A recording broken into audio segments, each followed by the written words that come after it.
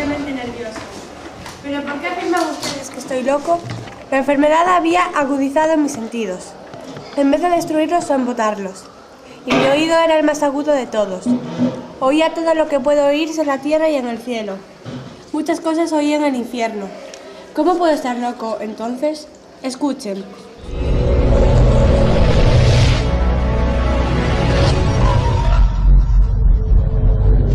Un día antes do Samaín, fun cear a casa da miña avoa.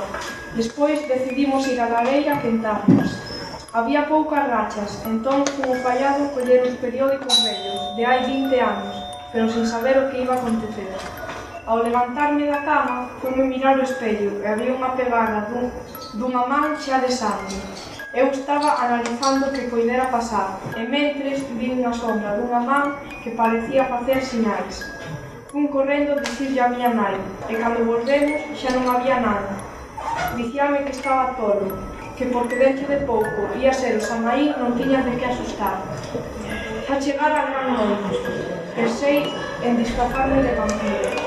Xa eran as 9, chegara cos amigos nunha bella igrexa abandonada.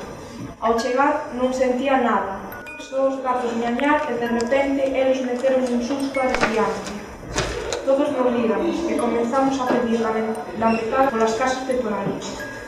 Xa chegara a hora de marchar. Mentres andaba pola rúa, sentía voces que me dicían que tivera cuidado e de súpeto saía unha fantasma diante miña. Eu empecé a correr moito con medo e cheguei a casa. Escondíme nun armario e seguí escoitando os pasos dele. De repente parou e non sei como puiden adormecer aí dentro. A mañá seguinte parecía volver toda a realidade, pero no espello había unha nota que decía: queimaches os meus recordos.